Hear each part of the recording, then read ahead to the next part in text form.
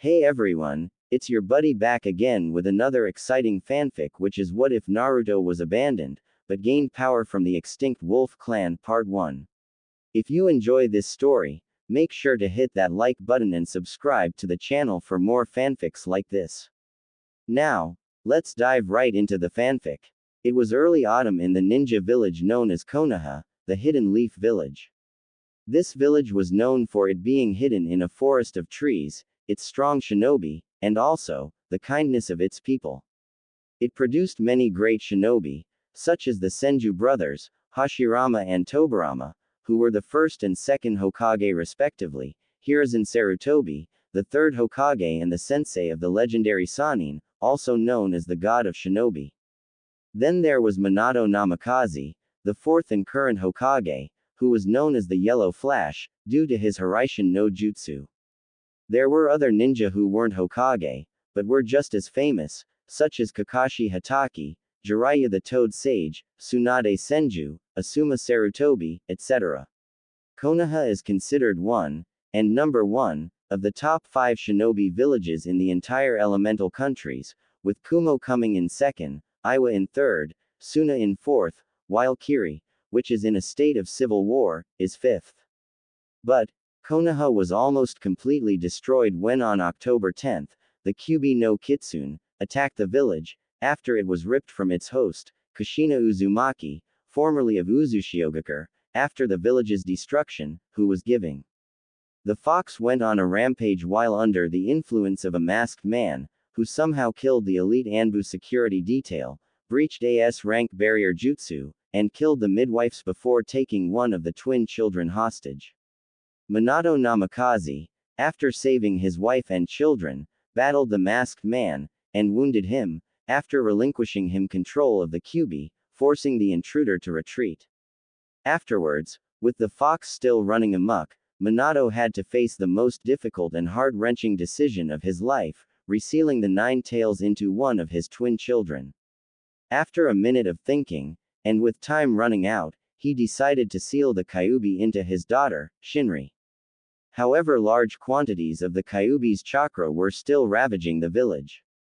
Knowing he couldn't risk opening Shinri's seal, with the possibility of the fox breaking out, he decided to seal the excess chakra into his son, Naruto. Making a pseudo Jinchuriki.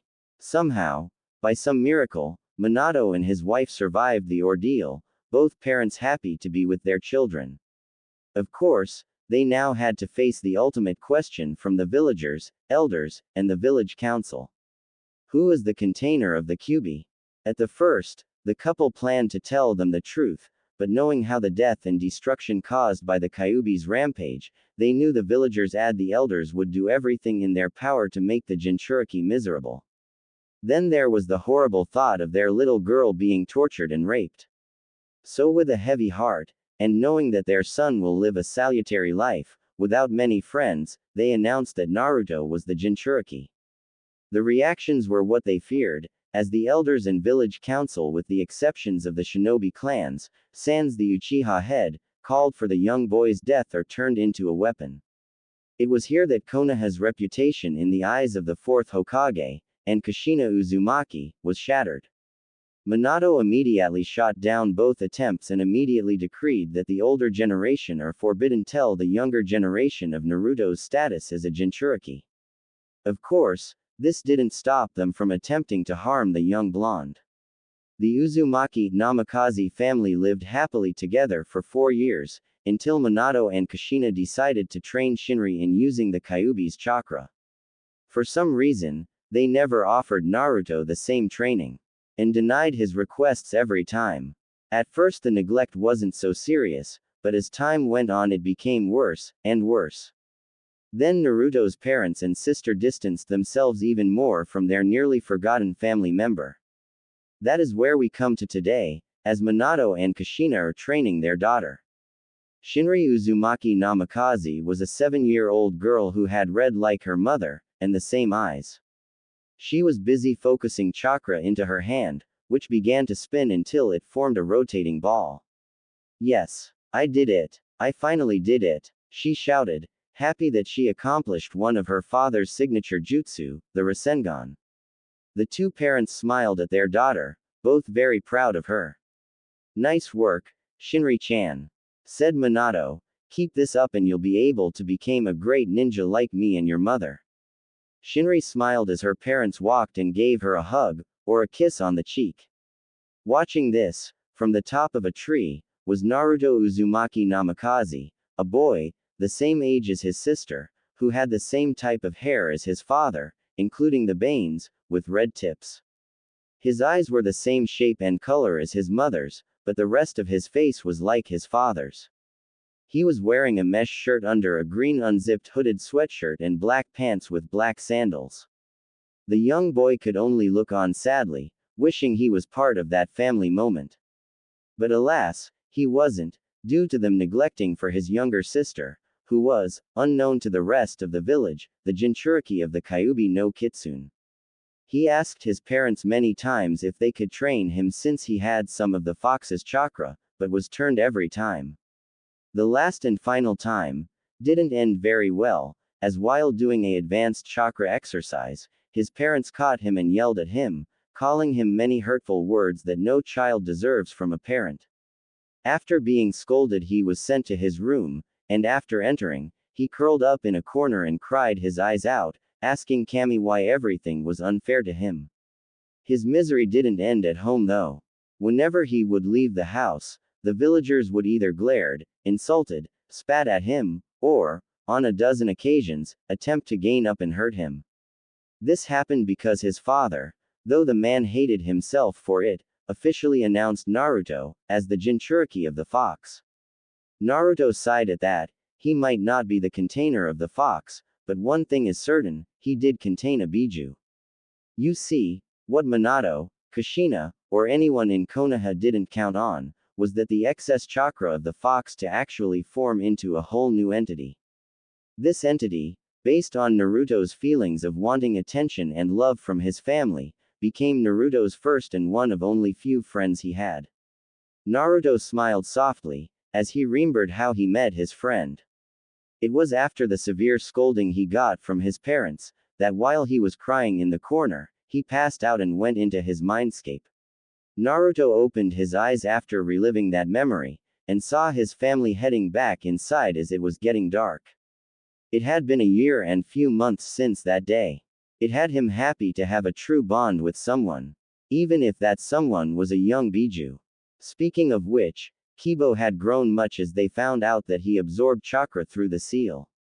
He was now at 3 tails strength, and they made a guess that he would reach 9 tails, since he was basically the son of the fox when Naruto is 12 years old. The two, with their bond, also perfected the Biju cloak, in which, instead of being the fox's corrosive red and black, Kibo's chakra was a green color. Though it still hurt but not as much as the fox's. His thoughts were then interrupted, as Kibo spoke through their telepathic link. Are you sure it was a good idea not to leave them a note? The wolf Biju said. 2 weeks ago, after another attack by the villagers, the two have decided that they need to find a place to hide, while they train and get ready for the academy. Of course, there's the part of Naruto's family trying to stop him, so he decided to do it the stealthy way. I'm sure Kibo, Naruto said, thought sadly, if they notice I'm gone, or where I'm going to be living for the next few years, they'll send Anbu after me. Said Wolf gave a sigh at that. You know. You could have told them about me. Then they could have trained you along with your sister, he said. Naruto could only breathe out at that. It doesn't matter. Besides, I doubt they would believe me, even if I did tell them. Kibo could only look at his container sadly at that. Things were not going smoothly between Naruto and his family. Naruto stopped talking to them, for fear of being yelled at, or punished. He didn't make any suggestions of where they should go, knowing they would pick Shinri's option over his. He decided it was best to stay quiet, and thus, when he trained, he did it outside of the village. Out of sight and hearing range of the Anbu, and his family. But now, the villagers were getting more and more bold and rabid, attacking him when he is just a few blocks away from his home. Despite a few bruises, he managed to get away all right. It's time for us to go, Naruto told his host, as he placed a backpack on his shoulders, filled with only food rations, a couple bottles of water, and some clothes. I'm still not privy about the place you picked for us to hide in, Kibo said, sounding uneasy. There's a reason why they call it the Forest of Death, you know. Naruto's face sported a look of conviction, as he hopped from tree to tree. Hence why no one will be stupid enough to look for us in there, he said, causing Kibo's eyes to narrow. And why wouldn't they? That place is a virtual hellhole and death trap. Even the Anbu think twice before going in that accursed place. Kibo tried to reason, but Naruto kept on going. We're going in there, and that's final, he said, and the wolf's mouth opened and closed like a gaping fish, before sighing. You're nuts. Seriously, you are, he said, while Naruto chuckled. It's who I am, Kibo, he said, you should know that. The young Biju only gave a deadpanned look. That's what worries me. Naruto only laughed as he made a beeline toward their destination. Unknown to them, however, they were being followed by several blurs. I still think this a bad idea, Kibo said as they arrived at the fence to the infamous training ground. Are you a wolf or a mouse? Naruto said, the only thing we have to worry about is that crazy snake girl that lives here. The animals would most likely leave us alone because they can sense your chakra. That doesn't mean that there are few animals in there who are bold enough to attack us. The wolf persisted, but before Naruto could make a retort, the both of them felt chakra signatures heading their way. Anbu, 4 of them, Naruto deduced, and one of them is Neko Oni-chan. You mean that pretty Anbu girl? Kibo said, and Naruto mentally glared at his surrogate brother. Now's not the time, Kibo, Naruto, just as the Anbu arrived on the scene. One of them, with long purple hair, and wearing a white cat mask with red lines. Naruto, what are you doing out here? The Anbu said, while Naruto still faced the fence, his face having a sad expression. I'm sorry Oni-chan, but I need to be away from the village and my family for a little while, he said, much to the woman's shock. Yugao Azuki knew his parents were neglecting him over his sister, and the villagers' harsh treatment towards him. But she didn't know it was this bad. Naruto, please listen to me, the Anbu captain pleaded, whatever is happening at home between you and your family, you can talk to me about it. But for now, let's get you home. Naruto's eyes glistened with tears at that word. Home. I wish that place did felt like home, he said, much to Yugao and the rest of her team's confusion, but I guess I'm not wanted or needed there, since no one there wants to give me even an ounce of love. Yugao's eyes widen at this. Naruto, please. Don't talk like that. Naruto only smiled sadly as he brought his hands into a hand sign. Sorry Nei-chan, he said, but I need to do this. Kage Bunshin no Jutsu. To the surprise of the Anbu, in 7 puffs of smoke, appeared 7 perfect copies of the young boy. Nani. Kage Bunshin, said one of the team in shock as the rest gave their own response. But he's not even in the academy yet. How can he know such an advanced jutsu? Naruto turned as he rubbed behind his neck. Well, I sorta broke into the vault where the forbidden scroll and copied the directions for the jutsu, he said with a chuckle, before looking at the team, more specifically Yugao. Tell mom and dad I don't hate them Oni-chan. And tell them I don't Shinri. Tell them, despite everything they did, I still love them. With that, and with a chakra-infused jump, Naruto and the clones sprinted into the forest. Shit. What do we do? Shouted the last member, while Yugao bit a curse, knowing one of the best uses for the Kage Bunshin was to use them to throw any pursuers off the original's trail. Turning her head to one of her subordinates, she gave her orders, go get Tenzo and another team. And find Anko while you're at it, she knows this place better than anybody. The other Anbu nodded and took off. She turned towards the other 2. You 2 go in after him. If the trail you're following is a decoy, double back and try another trail. The 2 Anbu were surprised by that, but that place is infested with monstrous animals, bugs, and who knows what else is in there. One of them said, before they felt killing intent directed at them. Get in there, or I will slice off your legs and leave you two for the predators in that forest to feast on, she growled, making them quiver a bit. But what are you gonna do? The second one said, and he swore he could see the eyes of the female Anbu narrowing. I'm going to inform the Hokage, she said, now move. The two hesitantly, but surely darted into the forbidden training ground. Yugao then immediately turned on her heel, and headed straight for the Uzumaki Namikaze home. Meanwhile, at said location, Kushina Uzumaki was in the kitchen of the house, cooking dinner for the rest of her family. As she thought about that, she remembered her only son, Naruto. A sad look crossed her face as she remembered how she and Minato neglected him over their daughter. She even remembered how they yelled at him, after doing water walking, an advanced chakra exercise. The cruel words and the tone she and her husband used, had no doubt frightened, confused, and hurt him. And she didn't even realize this until after he fled, a look of terror and fear on his face. Afterward she wanted to apologize, and went to his room that night. What she saw when she entered the room, made her regret even more what she did. Ever since that day, she tried to be there for her son.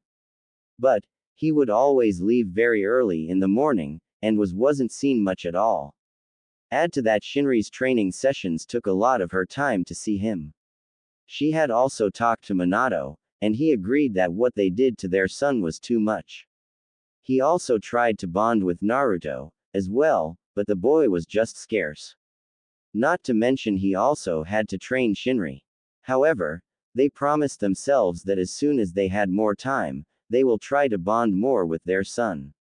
Her thoughts were disrupted by the arrival of her daughter and husband, with the former being carried on his back, due to her overtraining herself. The red-haired woman only sighed at her daughter's eagerness to become stronger. Again, she asked Minato, who sighed. Yep, he said, while Shinri gave a sheepish grin. Sorry Ka-chan, said the carbon copy of Kushina as Minato placed her on the ground. Shinri, although was partly spoiled because of her parents' attention was more on her than her brother Naruto, wasn't as arrogant or bratty as most spoiled children were. She helped clean up around, and sometimes made attempts to spend time with her brother, but didn't had much luck because he would disappear. Kushina also saw that Shinri was a little envious of Naruto, because of the freedom he got. But was also sad for him when he was yelled at last year. She smiled, happy that her little girl was not a stuck-up Uchiha, no offense to her good friend Makoto and her eldest son, Itachi. It's all right, Shinri, she said, why don't you go upstairs and get Naruto, dinner's almost ready. Shinri, and with a burst of energy, bolted up the stairs. Minato sighed as he sat down in his spot at the table. I don't know where she gets the sudden surge of energy, excluding the Kyuubi, he said, and Kushina chuckled. You forget Minato that my clanfolk are only tired for a minute, then feel great the next, she said, while Minato's head slumped forward. Curse your longevity, he grumbled, causing his wife to chuckle, before she turned back to check on the food. But as she was checking, a series of urgent and desperate knocks at the door were heard. Hokage-sama, sensei, open the door, shouted the familiar voice of Kushina's student Yugo, and by the sound of it, it was panicked, it's important. Open up. Kushina turned the stove and oven off, and then she and Minato began to head over to the door, until Shinri came down in hurry, her face panicked. Ka-san, Tu-san, Naruto's not in his room, she said, and the two parents became concerned, as the knocking continued. Sensei, open the Fu-ing door. Yugao shouted again, and this time Kushina went over and opened the door, revealing her student in her Anbu uniform and gear, her mask removed, and her face having an urgent and pissed-off look. Yugao, what's wrong? She asked. It's Naruto, the purple-haired woman said, now making the mother and the rest of the family real worried. What happened? She said, where is he? He went into training ground 44. He said, and the house was quiet at that. Intel. What? Kushina screamed, her eyes wide in horror, along with Minato, whose eyes were wide at the mention of that training ground. The Forest of Death. What's he doing in there? The Hokage, now terrified for his son. He felt he was unwanted, and he decided the best way to make you all happy was to leave, the Anbu said, as the signs of anger appeared on her face, but he said that despite all the neglect, he still loved you all. The parents and sister of Naruto were shocked by those words. Unwanted. Kushina thought, Naruto, you truly believe we didn't want you? She was broken out of her thoughts as her student continued, and that's not all. Apparently the village have been getting more and more brazen in their attacks on him. Kushina's head snapped up at that. Attacked. She said. While Minato was also shocked, he knew the villagers were very antagonistic towards his son, but he didn't expect them to attack him. His fists clenched as he realized how much of a fool he really was. Yes, attacked, Yugao said, and none of you didn't even notice. Kushina was about to retort before Minato placed a hand on her shoulder. Now's not the time to argue, Kushina, the fourth Hokage said, right now we have to focus on Naruto.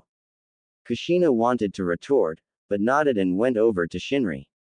My shoujo, she said, me and your father are going to go with Yugao Nichan to get your brother. I want to stay here and lock all the doors and windows. Don't let anybody in or out, okay? Shinri nodded as Kushina and went to her and Minato's room, and came back in her Jonin uniform, with her hair in a ponytail. Her road to ninja outfit. Let's go, she said as she walked out the door with Minato following, shutting the door behind them. Shinri, now alone, looked out the nearest window so she could see her parents and Yugao running down the street. Oni-san, please be alright. With Naruto. Naruto was hopping from one branch to another, as he traversed the gigantic trees of the infamous Forest of Death. So far, he hadn't run into any of those monstrous beasts he heard about. The Anbu that had been tailing him, each went after one of his cage bunshin, not knowing they were following a decoy. Well, at least my decoys have them going the wrong way, Naruto said, while Kibo just sighed. Yeah, that worked at least, the wolf said, but now the things we have to worry about is the animals and the snake lady. Also, it's getting late, and despite your Uzumaki longevity, you need to find a spot to crash for the night. And I suggest someplace high up a tree. Naruto shook his head at that. No, too obvious, he said, we need to find someplace where it will be easy to hide, and harder for them to find. Kibo could only blink, but sighed.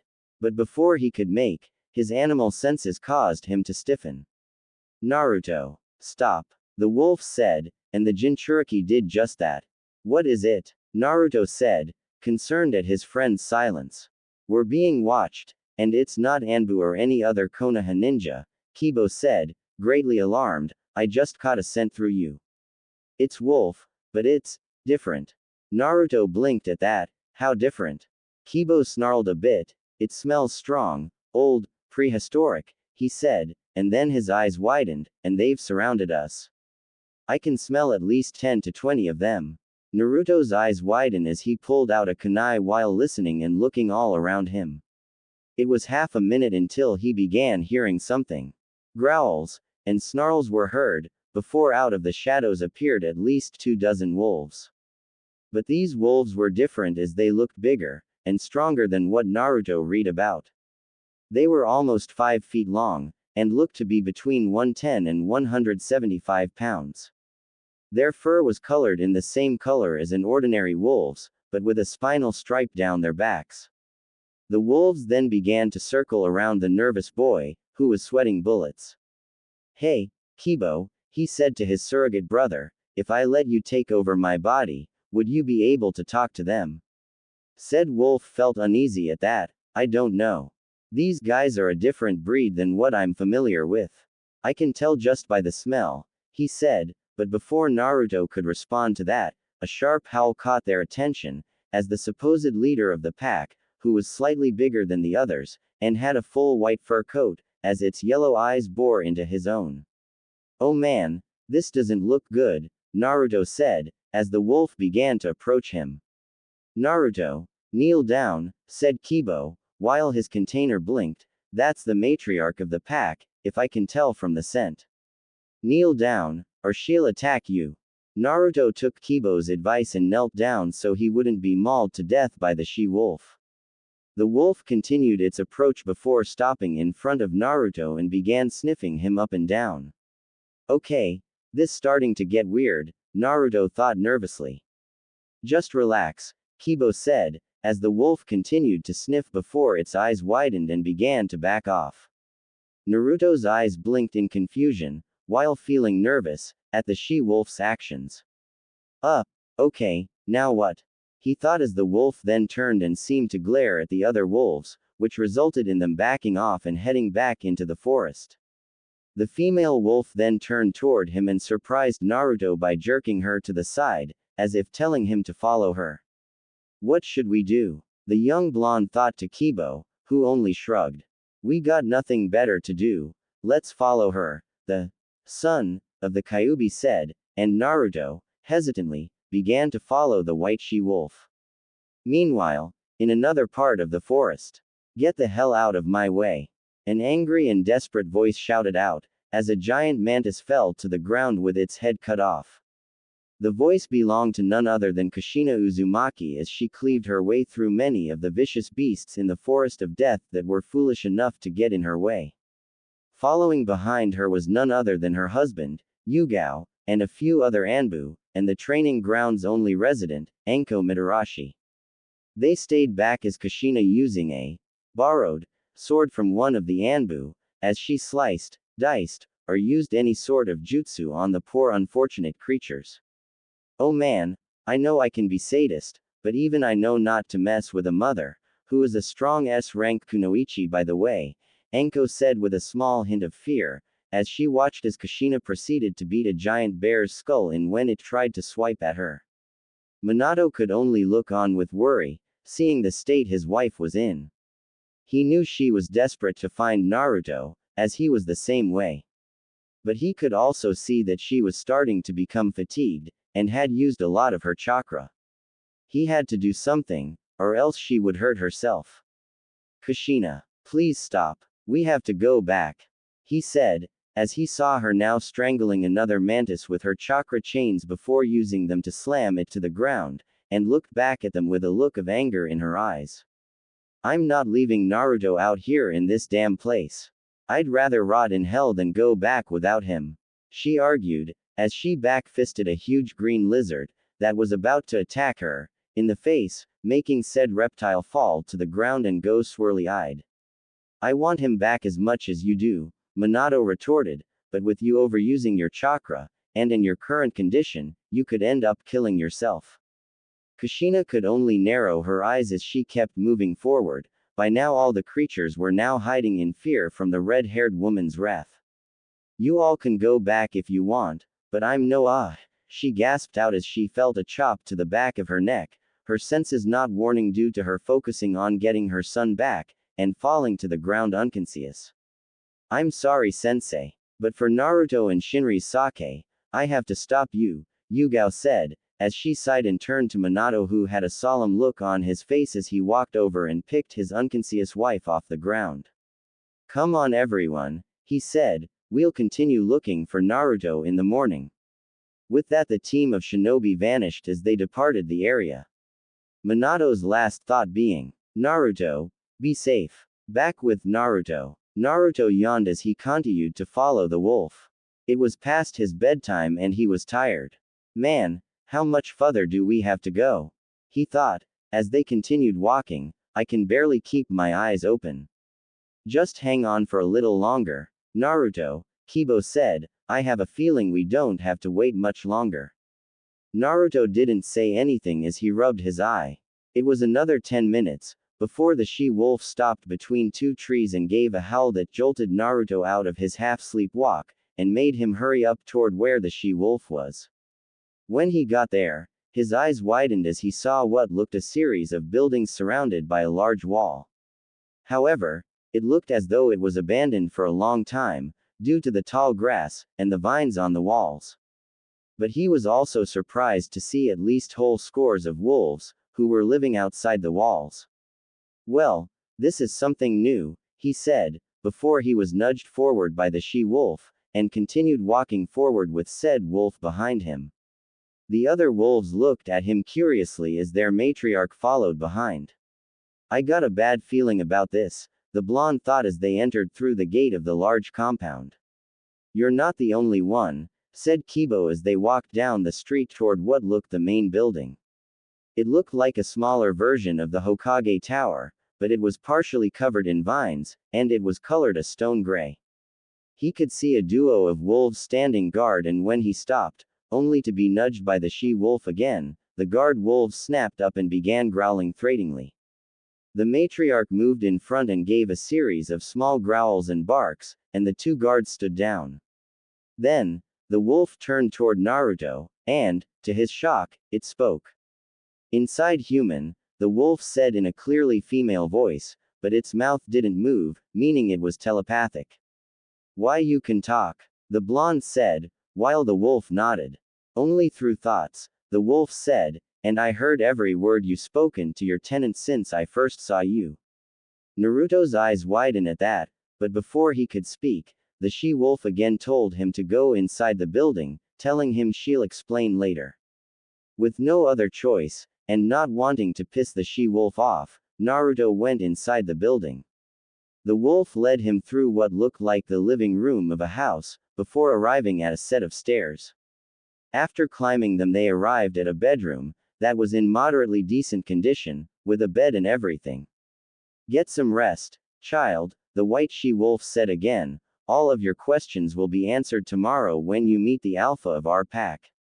She then turned, but before she go out, Naruto stopped her. Wait, can you please, at least, tell me what your name is? He asked, and the wolf turned back to him, and answered him. It's Shakan, the wolf said. Now, rest.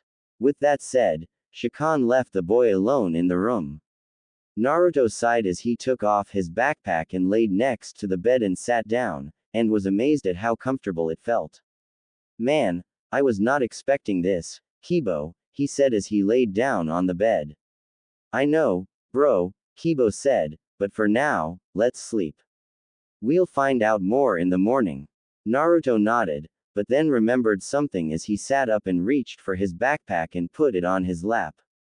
He then opened it and began fishing through the contents until he found what he was looking for and pulled it out. It was a picture of his family before his and Shinri's 5th birthday. One of the very few where they were all equally happy as a family. He then placed the framed photo on the small chest next to the head of the bed. A single tear escaped his eye as he thought about if he made the right choice.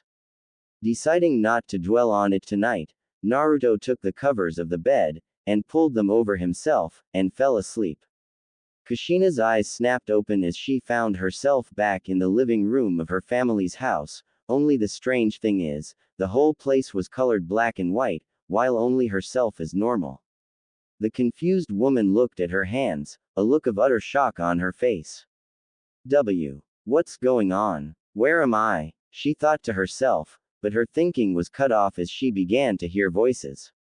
One she immediately identified as Minato's, and the other was herself. And by the sound of it they were yelling at someone. Then it hit her as her eyes widened and she ran for the kitchen. In there she saw the calendar and her heart sank. She remembered this date all too well. No, please not again. Not again, she screamed in her, as the yelling outside intensified. She then bolted for the back and opened it, and to her shock and horror, saw herself, Minato, and Naruto in the backyard, with the latter looking terrified as tears ran down his whiskered cheeks. You stupid little bastard. What were you thinking using an advanced chakra exercise without our permission? The past Minato yelled at Naruto. Biba-2-san. Aye, the younger blonde said, only to receive a hard slap from the past Kushina. That's enough out of you. I can't believe a little shit like you would try to pull a stunt like this. The past Kushina screeched, making the present Kushina wince at the words, as tears leaked from her eyes and fell down her cheeks. No. Stop this. Please stop. She begged to any deity out there to stop this torture, only for it to fall on deaf ears as the two specters of herself and her husband continued to shout at Naruto, who was now curled up in a ball crying. Then, to her confusion and unease, a sinister grin formed on the mouths of herself and Minato. "It's obvious that this little shit stain is incooperative," said the past Kushina while the past Minato nodded in agreement. "Yes, and we know what happens to incooperative brats," he said, while the real Kushina looked on, clearly confused by this. Wait. What's going on here? This is not right. We sent Naruto to his room," Kushina thought, as past Minato pulled out one of his Hiraishin kunai. "And it's not anyone would care. The whole village already despises him, so they'll see this as a blessing rather than a murder," he said, and Kushina's widen in horror at that. Before a thought could enter her mind, her supposed past self used her chakra chains and strung Naruto up by the neck, while spreading his arms and legs out. His face now showing true fear as he looked at them. "K-Ka-chan. T2-chan. Please," Naruto begged, but the grins on their faces only increased. "Sorry, Naru-chan. But we never wanted you. Shinri is our favorite, and we could always make her a new little brother," the other Kushina said with a sickly sweet voice, and then another chakra chain came out of her back and the kunai tip went speeding at the 6-year-old, hitting him in the shin. This resulted in the little boy screaming out in pain. The real Kushina looked in horror at what just happened. This clearly was not what happened. "No. This is wrong. This is all wrong." The Uzumaki screamed at herself, "This isn't what happened." She then saw Minato fling his signature kunai behind Naruto, before disappearing in a yellow flash, and reappearing behind Naruto, a familiar spiraling ball of chakra in hand. Rasengan. Then Minato slammed the chakra ball into Naruto's back, causing said boy to cry out in agony. "No. Stop it." Kushina screamed as she tried to help her son, only for something to grab her ankle. She looked down and saw what looked like a black vine wrapped around it. She reached for her kunai pouch, but was shocked to find it not there on her thigh. Desperation taking hold as she clawed at it, trying to get free to save her child from this torture. "Let go of me." She then heard another scream and turned back, and her eyes widened as another chakra chain impaled itself into Naruto's other shin, then 2 more to his forearms. Panic settled in as the red habanero now struggled more than ever to get to Naruto, but then another black vine grabbed her wrist and yanked it back. Kushina then watched as the past Kushina turned into a ugly version of herself, as her skin became horribly burned, her red hair in a greasy mess, her teeth became pin needle sharp, and her eyes a bloodshot demoni's yellow, as the same thing happened to the past Minato. Then, 2 ninjutsu swords sprouted from the ground, their blades, rusted and old. "Now for the finishing touch," the now demon Kushina said as she took hold of the sword and yanked the blade out of the ground, with the demon Minato following suit. "Yes, time to put this bad dog to sleep. For good." With that he stabbed the blade into Naruto's stomach, forcing a strangled cry of pain from the young blonde. Then the demon Kushina proceeded to skip toward the chain-bound boy. "Oh Naru-chan, Naru-chan," the ugly Kushina said, as the real one continued to struggle, as she watched what was happening. "If only you've been a good boy, you wouldn't be having this punishment." Kushina could only growl as this thing spoke to her son. But what the demon Kushina said next made her blood freeze. "Now, you die." With that simple phrase, the ugly Kushina shoved the ninjutsu into Naruto's neck, said boy choking on his blood as his eyes went blank. The look of horror on Kushina's face was clear as she saw her precious child die in front of her. "No, no," she screamed just as the vines, the chakra chains, and the ugly versions of herself and Minato vanished, as Naruto hit the ground. The distraught mother immediately rushed over to her son, and scooped him up into her arms. Tears cascading from her eyes as she looked at his small unmoving body. The world around them, nothing but darkness. "Naruto, Naruto," Kushina wailed, as she tried to wake him, but with no results as his eyes were rolled back, and lifeless. The mother, seeing no response, cradled her son's body, while rocking back and forth. "Naruto, I'm sorry. I'm so sorry, she said, in complete despair. Why? A little voice rasped out, causing Kushina to jerk her head up and look around, only to hear rasping breathing coming from her supposed to be dead child. Looking down at Naruto, her eyes widened in horror as she saw his face, in which the whisker marks were thicker, two fangs coming from his mouth, and his eyes a demonic red with a black pitless slitted pupil. Why do you hate me? Kushina jolted awake with a scream, sweat covering her entire form and drenching her clothes. She saw she was in the master bedroom of the family home. Remembering the horrifying nightmare she had, she curled against the head of the bed, as numerous footsteps were heard, and the door flew open, revealing a concerned Minato. Kushina, are you alright? The fourth Hokage said worriedly, as Yugao, along with two other people, which were Hiruzen Sarutobi, and another Anbu with a shrew mask. They watched as Minato headed over to his wife, who looked as if she had seen the devil himself. Kushina talk to me, Minato said gently as he carefully placed a hand on her shoulder, which resulted in her jerking her head up and back pedaling against the wall. Kushina, calm down. It's me, Minato said as he moved toward his wife, which seemed to scare her more. Knowing he had to do something fast, he moved forward and grabbed the clearly distraught Uzumaki, who began to struggle with much distress. Shish, Kushina, shish, the blonde said calmly, and repeated the process until she calmed down, and then hugged her husband and began sobbing, It's okay, Kushina. Now, tell me what happened. Kushina could only cry more as she remembered the horrible nightmare. It was so horrible, she said between her sobs, and Minato turned to the other Anbu. Go get Inoichi, now. Tell him it's an emergency, and that I need him, right away.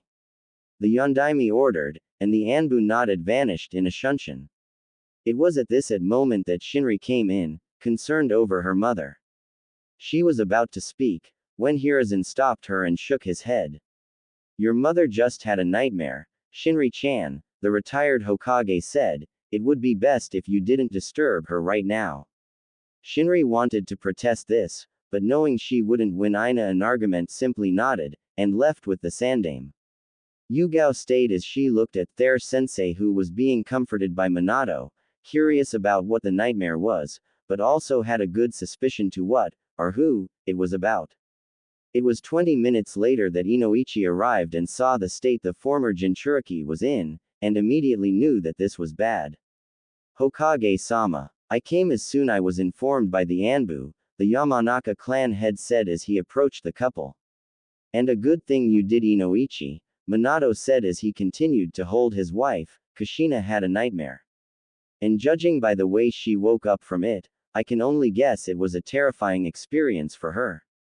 Inoichi nodded as he looked at the sobbing Uzumaki, as she uttered her son's name over and over.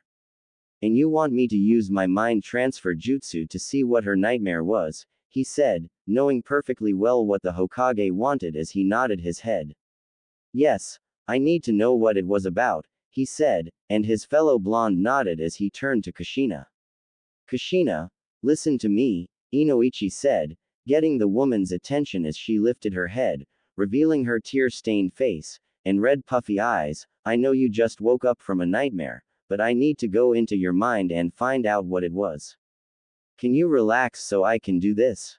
Kushina hesitantly nodded her head, as Minato stood up and gave the two some space. After bringing a chair to the side of the bed, Inoichi raised his hands in the signature hand sign for the jutsu before going limp and inside Kushina's mind, causing said woman to also go limp. It was 15 minutes, before Inoichi and Kushina woke up again with a start, the latter's face showing shock and horror.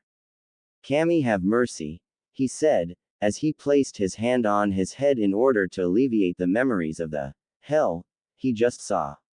Inoichi, what is it? Minato said in worry as he helped his wife sit back up. The Yamanaka clan head could only look at him with a pale face, his eyes shaking at the images he observed. I can only say this, Minato, he said calmly, but with a tinge of fear in it, for what I saw in there, you wouldn't like it. Minato could only blink at that. What was it? That was so horrible, it scared his normally brave love half to death. He then moved toward the Yamanaka, who looked as if he was ready to vomit. Let me see it, he said firmly, making Inoichi and Kushina jerk their heads toward him. Minato, no, I don't want you see it. Kushina begged, with Inoichi agreeing with her. Trust her and me on this, Minato. You don't want to, he argued, as his fellow blonde nodded. You're right, I don't want to, Mintao said, until he gave a determined look, I need to. Because whatever it was that frightened Kushina so bad, it no doubt concerns Naruto, he then narrowed his eyes, so I am ordering you, Inoichi. Let me see what you found in Kushina's mind. Kushina looked at her husband with worry. Minato. Inoichi blinked at that, but could only as he motioned for him to sit. Don't say I didn't warn you, the Yamanaka clan head said, as he proceeded to share what he saw in Kushina's nightmare.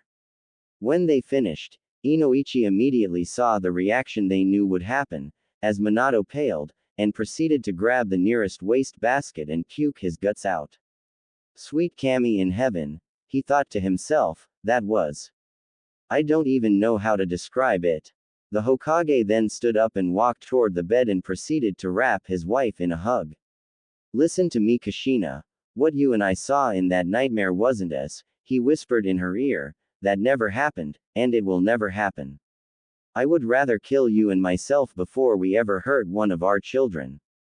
Especially Naruto. Kushina only began to sob more as Minato turned toward Inoichi. Thank you, you can go home now, Inoichi, he said, and the man nodded before leaving, as Yugao looked on. What could that nightmare be that frightened 2S rank and 1A rank shinobi? Meanwhile, in training ground 44. As morning came over the compound in the forest of death, one certain blonde-haired Jinchuriki was still sleeping as his door opened. 3 pairs of yellow eyes peeked inside and saw the human on the bed. Naruto remained on the bed, unawares as 3 figures headed toward him. When they arrived at the foot of the bed, they then crouched down, and then as one, leapt on the sleeping 7-year-old. The results were obvious. Ah! Naruto screamed as he felt the weight of something furry, and smells like the forest, on him. What the? Hey! Get off of me! The 3 things that attacked him were 3 wolf pups. They were colored the same way as the other wolves he saw last night. But there were minor differences. One had 2 white claw-like stripes on its shoulders, another had a brown circle around its eye, and the last one had heterochromic eyes, one being yellow, the other brown. Hey guys, come on. Get off. Naruto shouted again. It was then the pup with the heterochromic eyes spoke to him, in a young girl's voice. Shikan-sama sent us to get you, so up and at him. The pup shouted, and then proceeded to grab him, by biting his hand, and dragging him out of the bed. Ow! Let go of my hand. The blonde shouted again, but the young pup ignored him and continued to pull the young blonde out of the room with the other wolf pups following right behind. They led Naruto out of the main building, down the main road, before turning left and exiting the small compound. The other wolves saw the comical scene, and Naruto could swear he heard a few snickers. It was a few minutes before they arrived at a small hill with a cave opening big enough for a caravan to file into. Outside the cave was Shikan, along with 2 other wolves. The young pups brought the runaway blonde in front of Shikan, who looked on with a neutral gaze. I assume you slept well, child.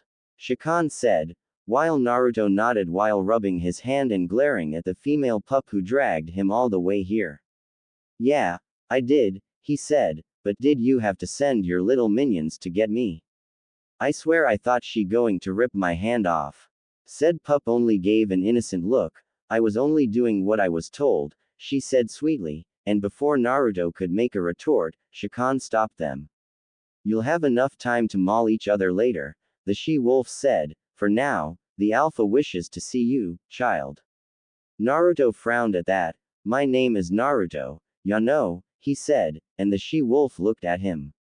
Of course, she said. Now, follow me, Naruto. Naruto's eye twitched at that. Geez, does she have to talk like a drone? he muttered, only for Shikan to answer. I heard that, she said, and Naruto felt a sudden chill go down his spine.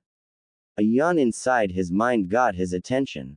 It would be best not to piss her off, Naruto, Kibo said as he stretched within the mindscape. She could tear us limb from limb. And I prefer to live long after I get my ninth tail. Naruto mentally gave his companion a deadpan look. You're not helping here, he thought, as he followed the she-wolf inside the cave, with the three pups following. For 10 minutes, they walked through the tunnel, and Naruto was curious why they hadn't experienced total cave darkness yet. Before he could ask, he saw light at the end of the tunnel, and soon the group of 4 wolves and 1 Jinchuriki arrived in what appeared to be a spacious cavern, with a hole in the ceiling allowing sunlight to enter. Naruto looked around and saw more wolves, who were warily looking at him. Well, at least they're not trying to eat me, yet, Naruto thought, while Kibo suddenly admonished him. Don't jinx us, Naruto. The wolf Biju shouted, anything that could happen, will happen. Okay, Jeesh, I'm sorry, Naruto replied with a roll of his eyes. His thoughts were interrupted as he saw Shikan stop in front of a formation of rocks that looked like a podium. The Jinchuriki stopped as soon as she did, and the group waited until another wolf appeared. This one looked more grizzled and a little bigger than Shikan, with black fur, and a vertical scar across his closed right eye, while the other eye colored a yellow-brown gazed at the blonde-haired boy with scrutiny.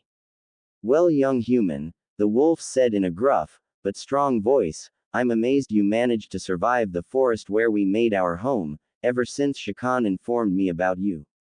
But I'm curious to say why you came into the forest of death, when others have second thoughts. Naruto gave a sigh. Somehow he know that explaining his story will make things a little dicey. 5 years after Naruto leaves home, a single 12-year-old, blonde-haired, blue-eyed, whisker-marked boy was outside the seemingly abandoned compound, practicing a kata for a taijutsu style he found in the said complex's library. He was at a height of 5 feet 4 inches and was wearing a forest green-colored jacket, with burnt orange stripe going down the sleeves, over a black t-shirt, black shinobi pants, with white tape around the ankles, and dark brown-colored ninja sandals. This was Naruto Uzumaki Namikaze, now a pre-teen, and now ready to leave the forest, and back into the village.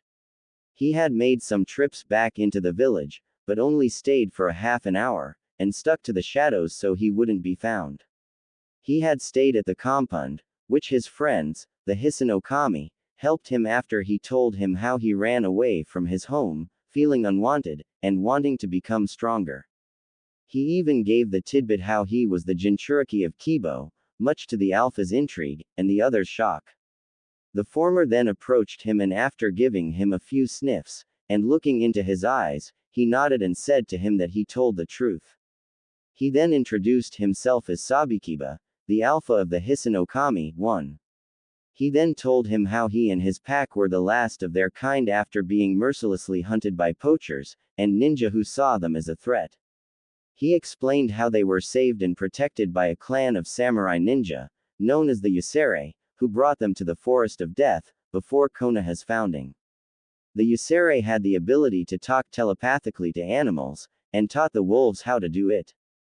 The wolves and the humans coexisted in peace, until around the village was founded by Hashirama Senju. The clan leader of the Yusere at the time, Mokuzai, told the pack to stay in the compound while he formed a genjutsu barrier that kept out anyone from entering the grounds, unless they were brought there by the inhabitants themselves. It was the reason why every Chunin exam that Konoha had sponsored, that no one had ever found the place. Unfortunately, the Yusere never returned, and the pack assumed they were wiped out. Naruto was awed after he was told this story. He then asked the Alpha of the pack of what would happen to him now. Sabikiba's response was that Naruto was allowed to use what he needed to do his training, but was restricted to go to the nursery, due to that area being where the newborn cubs were born. Naruto nodded in understanding at that, knowing a pregnant wolf giving birth was more protective and dangerous, and would kill him with no hesitation. So, for the past 5 years, Naruto has lived, trained, slept, and learned at the former Yasere compound. He even made friends with the three wolf pups, Kokoshoku called Koka for short Basho, and Katatsum. The three became familiars to Naruto, like canines in the Inuzuka clan would, and the four became notorious for their mischief. Speaking of the three, oof. Three brown blurs slammed into the blonde, forcing him to fall on his back, with the three canines licking his face, causing him to laugh and begging them to stop. Okay guys. Settle down. No, not there. Naruto shouted while hearing their laughter through their minds. Eventually the three stopped their torture of the Jinchuriki. Sabikiba Jiji wants to see you, Naruto, said Koka. Says it's time for you to return to the village. Naruto sighed solemnly at that. Return? Huh, he said. He had been having dreams of when he will return home. Most of them not good. The blonde shinobi in training wondered how his family will react seeing him. Will they ignore him? Shout in anger? Whatever. He didn't know. He couldn't tell his parents or the people who protected him know about the villagers' abuse on him, fearing his parents will look down on them, and also when a group of them attacked him and threatened to kill him if he ever told his family. Not knowing what else he should have done, he kept his mouth shut. But one thing is for sure, he was prepared to deal pain on any villager who had any thought of gaining up on him. While he was not prepared to deal with shinobi higher than Jonin rank, he was strong enough to deal with any chunin. He learned from the Taisei's library of jutsu scrolls, along with taijutsu and kenjutsu styles. He found out that the clan were knowledge seekers, going out and recovering scrolls, books, tomes, and other artifacts back to their compound. One of these artifacts was a set of swords, known as the Keizocho. The set contained a pair of swords, a regular katana, and a wakizashi, the latter of which was a perfect fit for him, since he needed to grow out a little more to use the katana. He kept the wakizashi in a storage seal on his left forearm. Other interesting items he found were religious, astronomical, and things that would make any village in the elemental nations go batshit crazy for and cause a war over this. And he now knew why this compound had to be kept secret. Not just to keep the wolf pack safe, but to protect the treasure of knowledge from those who would misuse it. Sighing and shaking his head of these memories, he stood and began to follow his three friends to where Sabikiba was. 5 minutes later. It didn't take to find the old pack leader as he standing in the same cave when Naruto first came here. You wanted to see me, Sake Ojichan, Naruto said to the old wolf who turned to look at the blonde with his good eye. You know I don't like that nickname, he said with a slight growl. Naruto scratched the back of his head sheepishly. Sorry, but you know I like to call you instead of Sakikiba-sama, so it won't make you think you're arrogant, he said honestly, while the old wolf sighed in resignation, as the three pups snickered. Why'd I even bother? He thought to himself. Aside from that, I asked for you to meet me, because I believe it is time for you to return to the village. Naruto made a small wince at that. I don't think I can, Sabi Oji, Naruto said uneasily, as he looked down, his hair shadowing his eyes, while his three friends looked at him in concern along with Kibo. What if things hadn't changed with the villagers? What if my parents will still ignore for my sister? What if he was cut off as something knocked him down? He looked up and saw it was Koka, who was giving him a wolf glare, that she was infamous for, that would scare any elite jonin, including Kakashi Hatake. You listen to me, Naruto Uzumaki Namikaze, she growled while the blonde gulped as the two young male wolves all looked at the she-wolf in shock, while Sabikiba had a neutral expression. Me and the others have known you for 5 years, and now you're gonna chicken out. Sorry, but I won't settle for that. You trained your butt off ever since you got here, so you could protect yourself from those idiots in the village. You also want your parents to notice you and love you, right? So stop being a wimp, grow a pair, and show them the fruits of your labor. Naruto was stunned by his friend's words, and felt it in his heart that she was right. He will not chicken out because of what will happen in the future. He needed to focus on the here and now, and focus on the outcome later. A small smile etched itself onto his face as he sat up and patted Koka on the head. Thanks, I needed that, he said, and looked at the elder wolf. I think I'm ready to head home now. Sabikiba gave a small but noticeable grin, if wolves could do that anyway. Then go, young Naruto. Show your village that you're no longer a defenseless target, and what happens when a wolf is cornered, the alpha said, and Naruto gave a grin of his own and nodded, before turning to his friends. Let's get going then, shall we? Meanwhile, back in Konoha, Uzumaki Namikaze home, it was quiet in the home of the Yondaime Hokage, and his family. Minato was at the tower doing his duty as Hokage, while Shinri was at the Ninja Academy preparing for her graduation in a few months. So, that meant the only person in the house was Kushina, who was standing by the window looking outside, toward the forest of death. A solemn look etched on her face. It had been 5 years since her son left. Out of hurt, neglect, sadness, and abuse by the damned villagers who had the gall to hurt her son. When the news about Naruto running into the forest was leaked to the villagers, there were celebrations in many of the bars and stores that wrongfully despised him. Of course, due to the drunken state of these foolish morons, it was also how Minato and Kushina found out how they were not informed or were not told by Naruto of his abuse. Apparently the mobs who trapped and beaten him had threatened their son a gruesome death if he told his family or the people who were kind to him anything. The civilians on the village council also helped in keeping this information of their son's abuse a secret. As a result of this, Minato and Kushina immediately killed the shinobi who were involved personally, by the former unleashing his fury via Hiraishin Veer.2, and Kushina using her half of the Kyuubi chakra and her chakra chains. They then sent the villagers who hurt Naruto to Ibiki who made them sing like canaries, and them imprisoned for 50 years. The civilian councilors threw a bitch fit, but Minato shot them down and declared the civilians suspended from council meetings and banned them from shinobi affairs.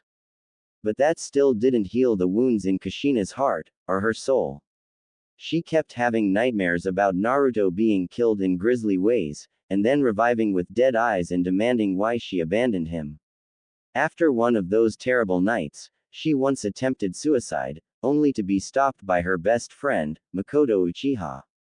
She then was placed on suicide watch for half a year until she finally straightened up with help from her husband and daughter.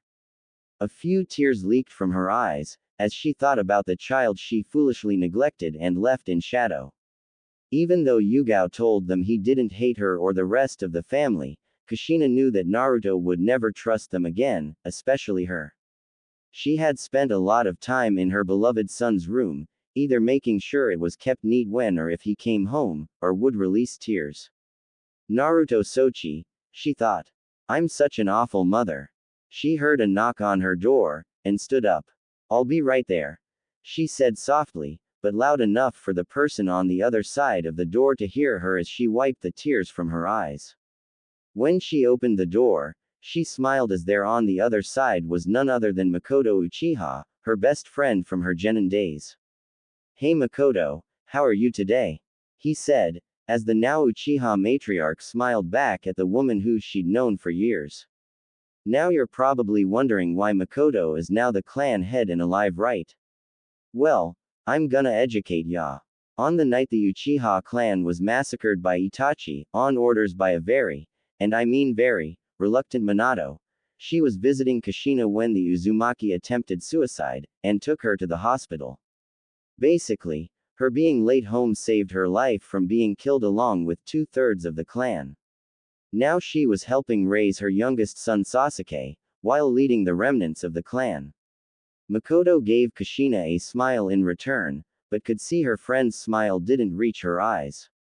And she knew why. Hello Kushina, I just came over to see how you were doing, and how you were holding up, she said, and watched as Kushina unconsciously rubbed her wrists.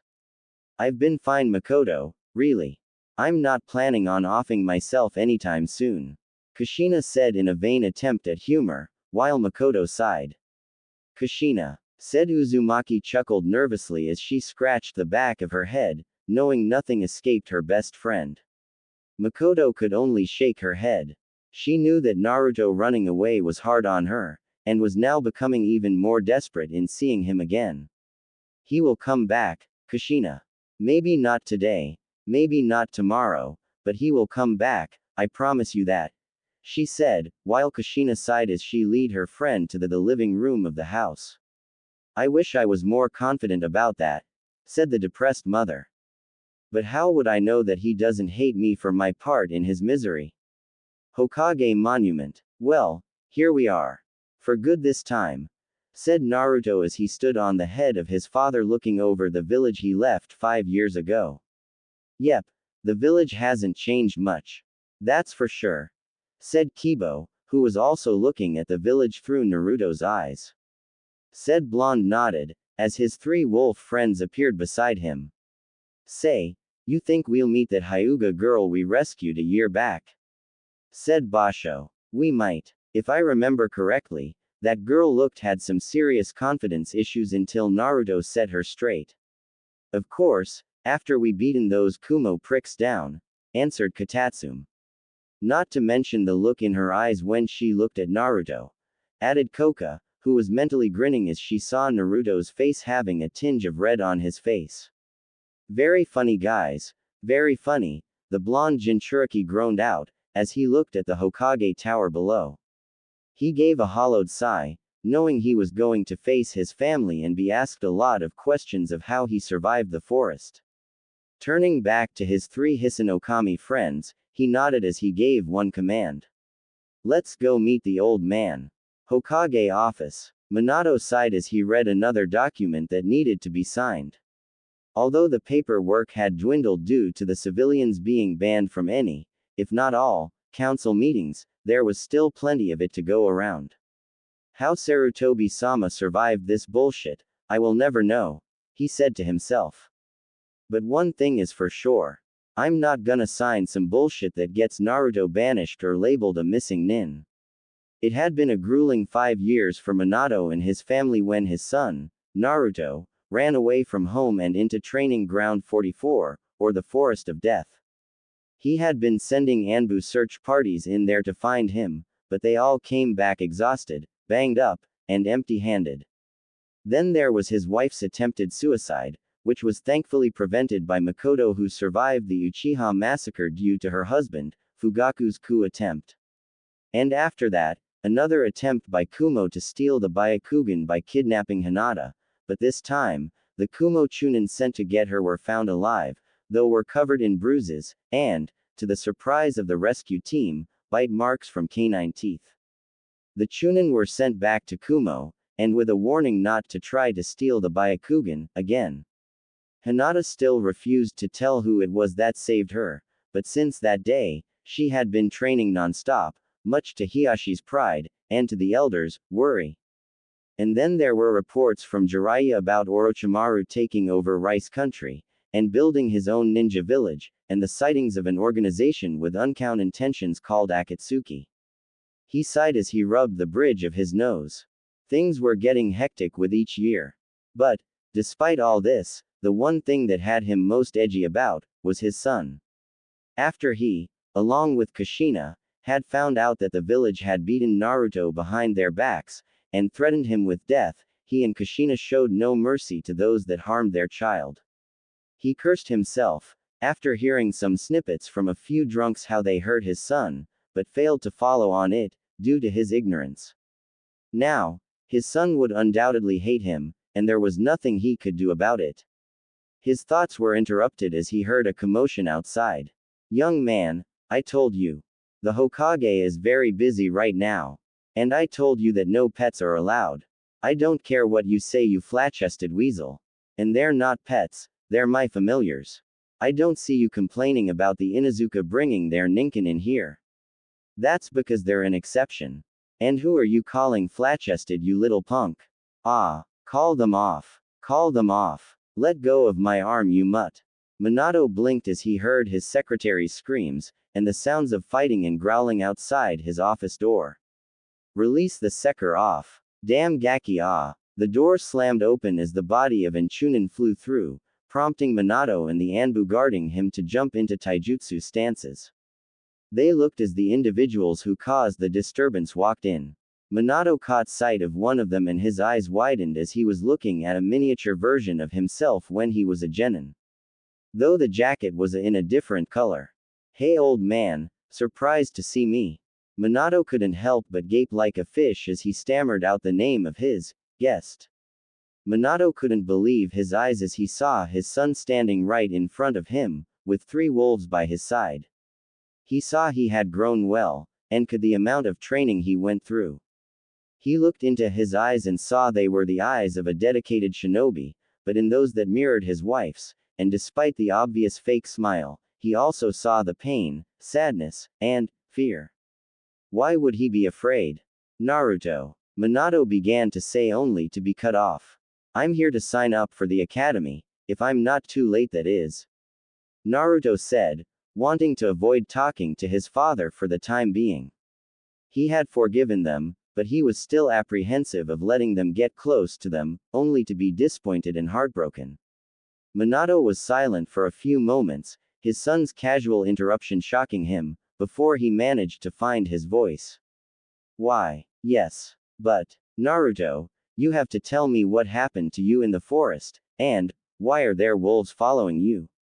He said, motioning to Naruto's familiars as they gave the Hokage and the Anbu guarded glances. I'll tell you once I feel like I can trust you. Naruto said as his smile turned into a frown, causing Minato to wince at that, and the Anbu to tense. Will you come back home at least?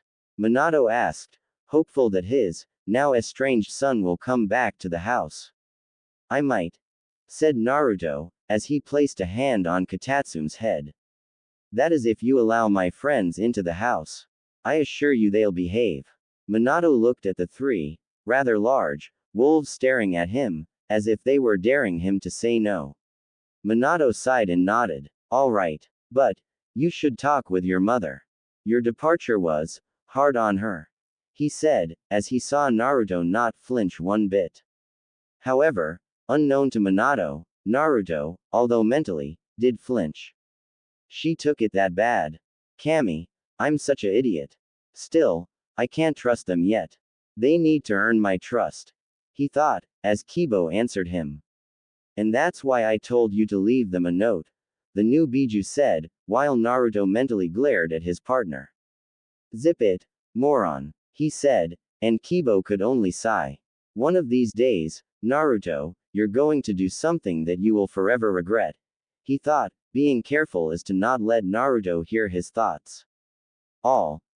Try to talk with her. But know that she is in the same boat as you. Shinri is not off the hook, but because she didn't know what was going on, I'll give her a chance. Naruto said, while Minato nodded, glad that Naruto was able to let his sister in. I understand that, son. He said, as opened a desk drawer and brought a piece of paper and began to write into it. This note will let you into Shinri's class. Give it to her instructor Iruka Yumino, he's a good person. I know you'd want to graduate with the rest of the students your age. Naruto nodded as he approached the desk and accepted the letter from Minato after he wrote down what he needed to write down, placed his seal on it, and gave it to Naruto. I'll see you at home later, then.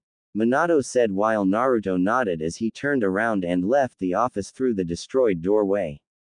Minato let out a sigh he didn't know he was holding as he looked at the still out cold Chunin and the door on the floor of his office. Please get him, and whoever else was outside to the hospital, and have some janitors fix the door. He ordered and the Anbu nodded as they gathered up the Chunin and anyone outside who was either knocked out or had bites from the wolves to the hospital.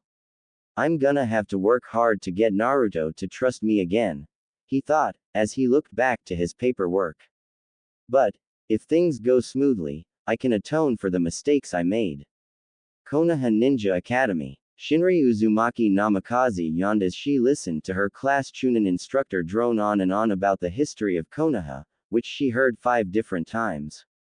It was nice hearing the history of your home once or twice, but Iruka-sensei was a person who made it boring. She felt like she was about to pull her red hair out in frustration if she continued to listen to Iruka's long-winded lectures. Sweet Kami-sama, help us all. Please give us a distraction so that we don't have to listen to this torture. At that moment, a knock was heard at the door of the classroom, making Iruka stop his and move over to it. Thank you, she mentally shouted with glee as she cried anime tears of happiness. However, her expression then turned to surprise as she saw the person on the other side enter, and then morph into shock. Aniki. She couldn't believe her own eyes as she saw standing by the door of the classroom was her brother Naruto. Even though it had been 5 years, she still remembered him. However, she became more confused as what she thought were dogs enter with him. Excuse me, is this room 23A and are you Iruka Yumino-sensei? Naruto asked, and said Chunin instructor blinked in confusion. Yes, that's right. Iruka said. How can I help you? Naruto walked up toward the academy teacher and handed him the note that his father gave him. Iruka took the note, opened it, and read the contents before his eyes widened, which quickly turned into a smile. Well, Naruto-san, I must say welcome back from your training, he said, while said blonded nodded. Now if you would take a seat next to, let's see, you can sit next to Hinata. Said girl, after hearing that, began to blush at that, as Naruto nodded and made his way toward the Hyuga heiress. All the while, watching this from the seal was the Kyuubi no Yoko, also known as Kurama, though no one but his fellow Biju knew that. His eyes then narrowed behind the cage as he sensed something from the blonde, and smelled an odd scent. He smells of wolves, and I also smell something similar, akin different to my chakra. What is this? He thought, and just when the blonde passed by him, an image assaulted his mind briefly, of that of a wolf-like creature with the same number of tails, yellow eyes staring back at him. As soon as the image showed itself, it vanished, leaving the fox shocked, and he gasped in surprise. What was that? He said, completely taken off guard. Outside the seal, Shinri blinked as she felt the seal on her stomach turn cold all of a sudden and placed a hand on it. What is going on? She thought. It appears the fox sensed the wolf. She looked up and saw her brother looking at her with a neutral expression. The words he just said confused her, wondering what he meant by that. But before she could ask, Naruto continued his trek, along with the 3 wolves towards Hinata, before he sat down next to Hyuga, who blushed at the close proximity of her crush. Hello again, Hinata. Naruto greeted. It's been 4 years since we first met. The shy, but now confident, Hyuga didn't say anything, but nodded her head. Naruto couldn't help but chuckle a bit. Relax, I won't bite, he said cheerfully, as he placed his hand on her shoulder, making her blush like a tomato. Watching this was a boy with brown shaggy hair covered by a hood with a puppy in it, with brown slitted, fang-shaped tattoos, and feral features growled as he glared at the blonde's moves on the Hyuga heiress. This was Kiba Inuzuka, the heir of the Inuzuka clan. When he took one sniff of the blonde, he felt in his bones he was a threat to his role as the alpha male. And the 3 wolves accompanying him made him feel on edge. He wasn't the only one, as Sasuke Uchiha, the last heir of his clan until he married and had a child, also felt uneasy by the aura that the blonde was giving. Shikamaru Nara, another clan heir, had a look of boredom on his face, but in fact was studying the new student. He wasn't the only one, as Shino Aburame was looking at the prodigal son of the Hokage was conversing with his friend.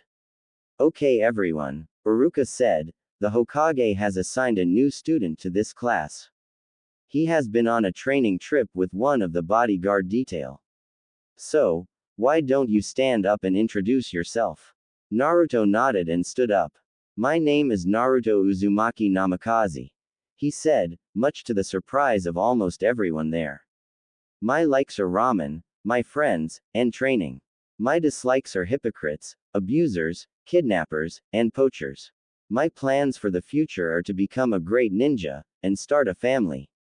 My dream is to show the villagers that I'm not what they think I am, and to show my family I'm worth something. Shinri winced at that. Hearing that was like a stab to the heart. Iruka nodded at that, and smiled a bit. Thank you, Naruto, he said. You can sit down now. Naruto nodded and sat back down, as Iruka continued with his lecture. A few hours later, the rest of the school day went by quick as the students left the academy.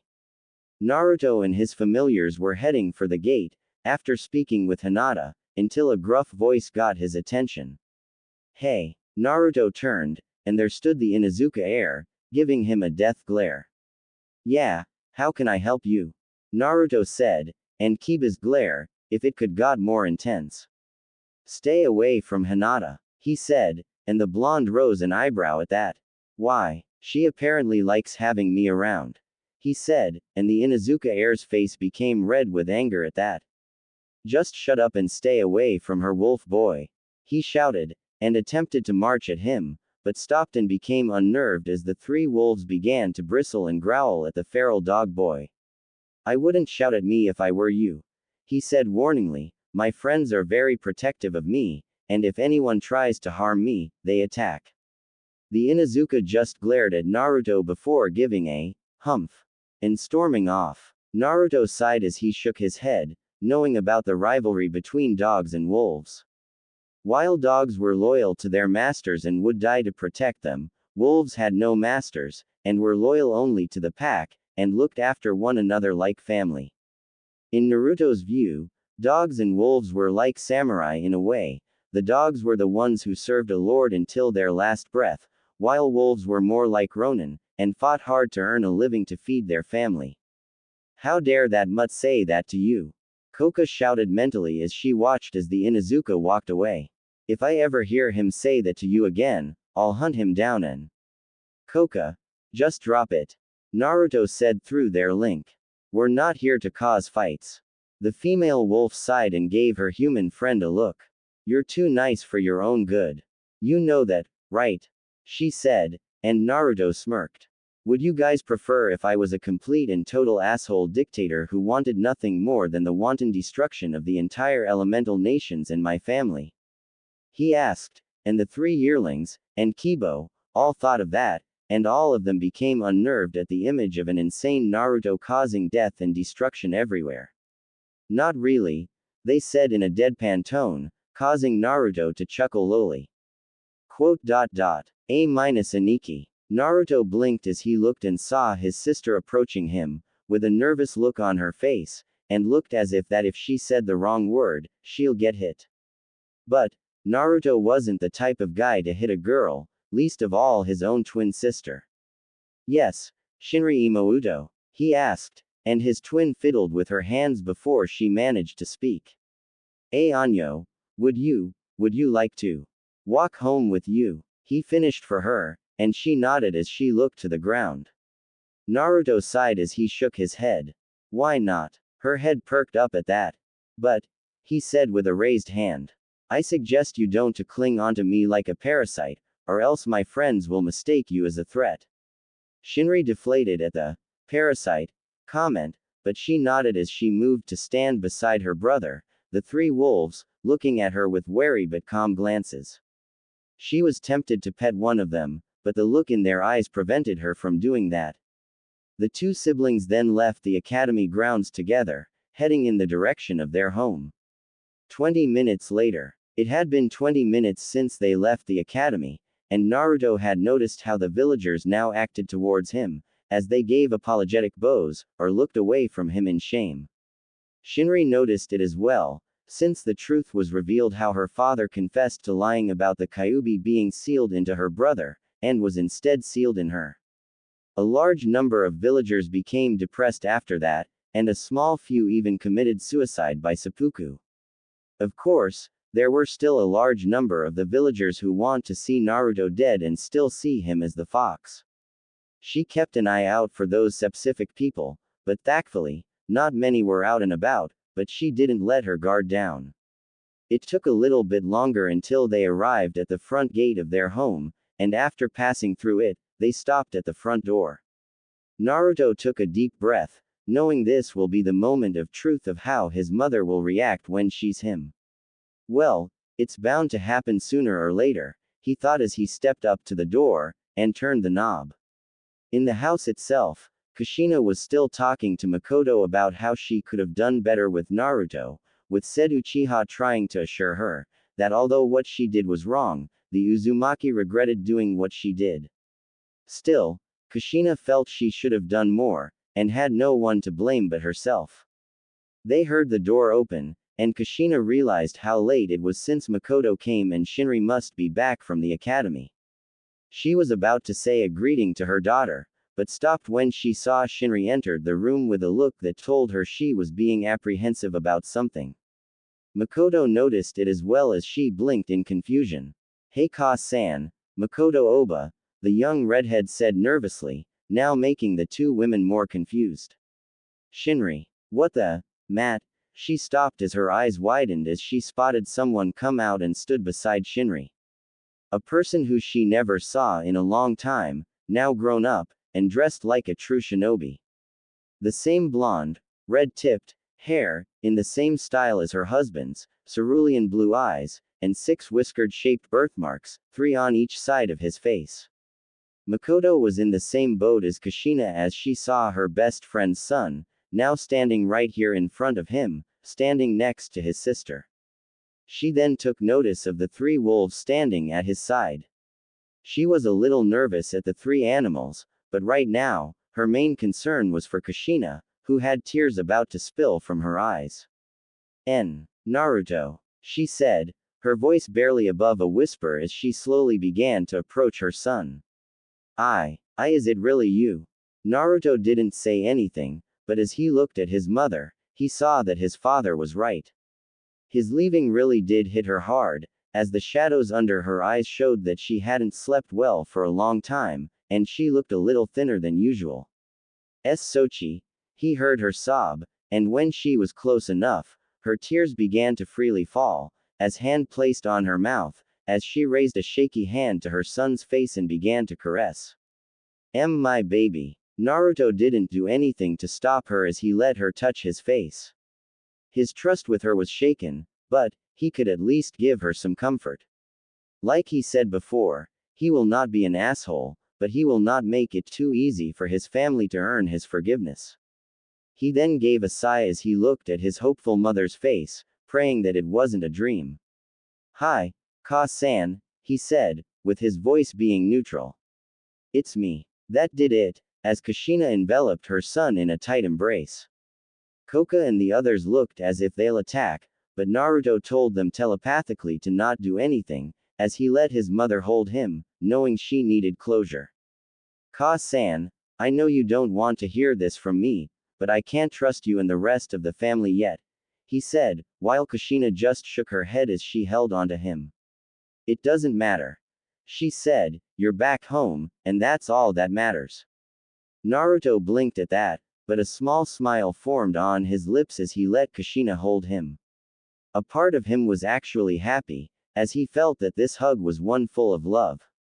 Unknown to them, Kibo was watching the whole thing, and he couldn't help but smile, as he also felt the love Kushina had for son through Naruto. He knew it will take a while, but, from what he saw of his father's memories, Kushina was a determined woman, and will do anything in order to win her son's trust back. "You should be happy, Naruto," he thought. "Even though she neglected you, she still loved you like any mother would. Don't screw it up." He then continued to watch as mother and son were reunited once again. It had been a few months since Naruto returned home and entered the academy, and ever since that day, he had been quickly catching up with his peers at the Ninja Academy. He was now at least right behind his sister, and Sasuke, his self-proclaimed rival, who after seeing his skills would challenge him to a fight at any chance he got. Of course the young Uzumaki Namikaze either just ignored him, or his 3 wolf friends jumped the Uchiha, sending the raven-haired boy squealing like a little girl. The second one made him and Shinri laugh, while pissing off the Emo's fan club, led by Sakura Haruno, a bright pink-haired, howler monkey of a civilian. As for his relationship with his family, he had been slowly, but surely, opening up to them. One plus came from his father, who told him that if any of the remaining villagers and shinobi who hated Naruto ever attacked him, he was free to retaliate. Another plus came from his mother, who was more determined to win back his trust, as she had made sure his room was well taken care of, and bought some replacement equipment for him from a ninja surplus store outside of the village, and dealt pain to a few shinobi who tried to pull a fast one. He said it wasn't needed, but Kushina told him that she will continue to protect him like she was supposed to, not matter what age he was. His sister, while nervous, managed to serve as an informant, telling him who to trust, and not to trust, in the ninja academy, mainly the students, and some teachers. One of the academy students he was told to look out for was, of course, Sasuke. Others were Kiba Inuzuka, Sakura, and the fan club she was leading. He was thankful for these tips. And, during those few months since he came back, he began to spend more time with Hinata, with the Hyuga heiress slowly coming out of her shy shell. The girl even got along well with the Wolf Trio, which was the nickname of Naruto's lupine companions, given by the villagers and shinobi, more specifically, the Inuzuka. Unlike Kiba, said dog user's mother and older sister were interested in his three friends, since they never seen a dire wolf before. The three younglings, Koka most of all, were nervous at first around them, but eventually warmed up to them and their partners, Kuromaru and the Heimaru triplets. Others he managed to make friends with were Shino Aburame, Choji Akamichi, and Shikamaru Nara. All three were clan heads, and were decent to be around, even if one, who was smart, but was a bit lazy, while his, a big-boned pal ate more than an wild boar. Now, today was the day they finally graduated from the academy, and after that placed into teams. He was sitting next to Hinata, along with the trio, with the former giving one of them a decent pat the head. Them and their classmates were waiting for their sensei to arrive, with many of them being loud. Of course that ended when Iruka came through the door and told the students to shut up by using his big head jutsu. Naruto could only grin. He had only known for a few months, but he had already warmed up to the Chunin Academy instructor. He may act like a tough teacher, but he cared about his students greatly. Okay, now that I have your attention, it's time to go through the final exam before you graduate. You are to do 3 of the academy basics, and if possible, perform a bonus jutsu you may have learned. Iruka said, and picked up a clipboard. We will by alphabetical order. When you hear your name, you will head to the next room and be examined to see if you pass. Alright, first up, quote. And so the process of testing of who will be a ninja and who will not began, as one by one the students all headed to the next room, and came back with only a few without their hitai, and a disappointed look on their faces. Soon, after seeing Shinri and Hinata return with headbands of their own, and congratulating them, Naruto's name was called and the young Jinchuriki stood up and headed to the room next to their homeroom class, signaling his 3 familiars to stay with Hinata.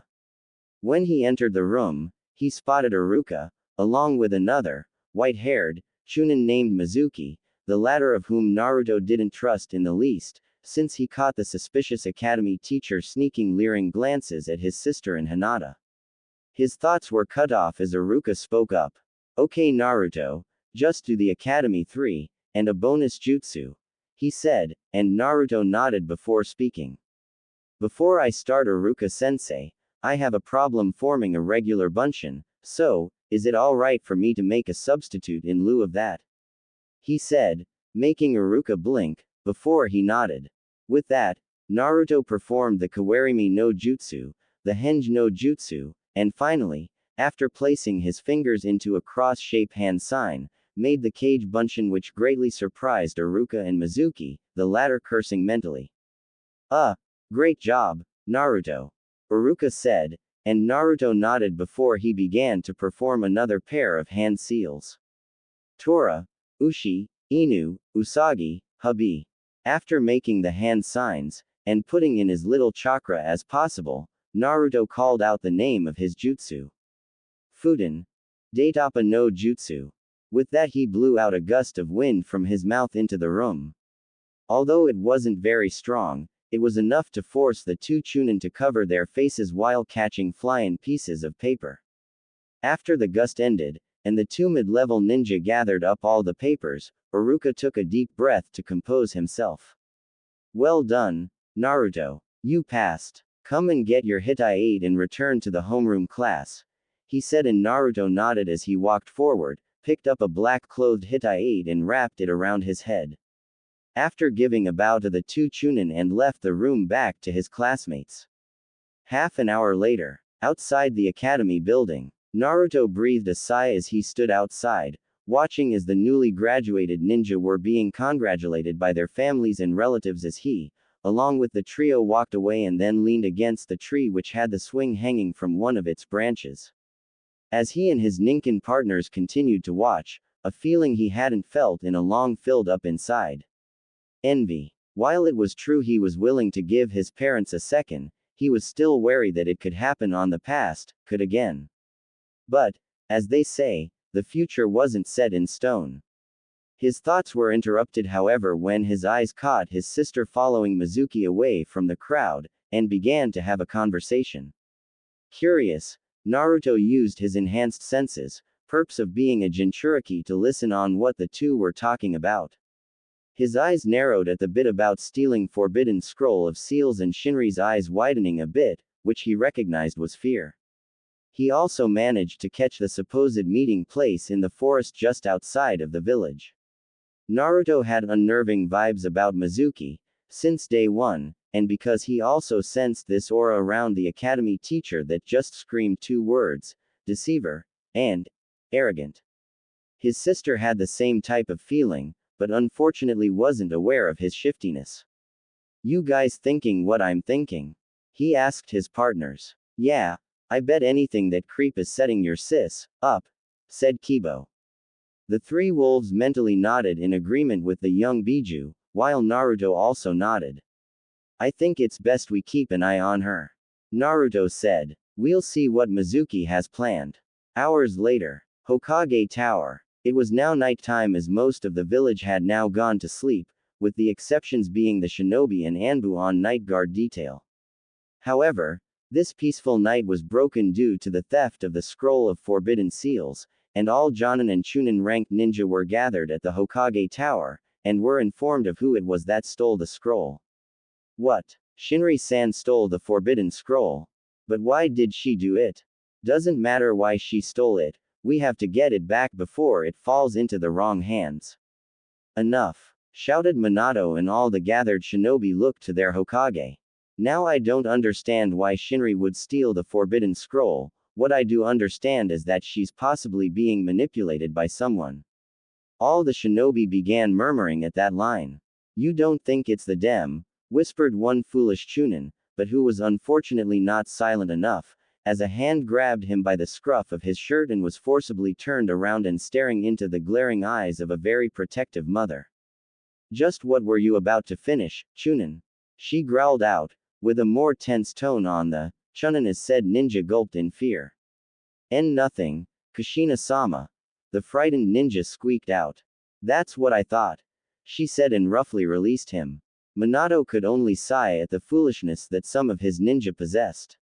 His wife already caught at least 4 Jonin and 8 Chunin who had dared uttered that their son was a demon, and were treated to a Kyuubi chakra-infused punch to Nami no Kuni.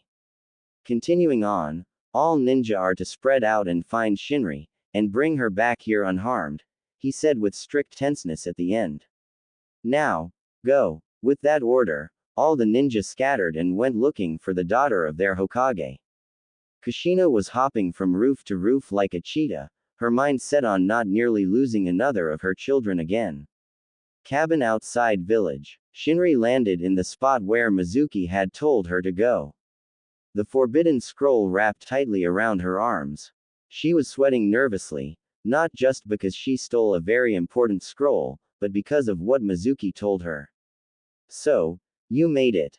That's good. She snapped her head the familiar voice, and saw Mizuki standing there with an evil sick grin plastered on his face. Shinri glared back at the treacherous Chunin. You can have this after you tell me, the red-headed girl shouted, while the white-haired traitor just chuckled. Of course, my part of the deal of why your parents began to neglect your demon, he began to say before he was cut off as the girl snapped at him. My brother is not a demon, you asshole. Shinri shouted, and Mizuki groaned in annoyance. You know, I hate interrupting brats, he said, while Shinri's grip on the scroll tightened and she prepared to bolt.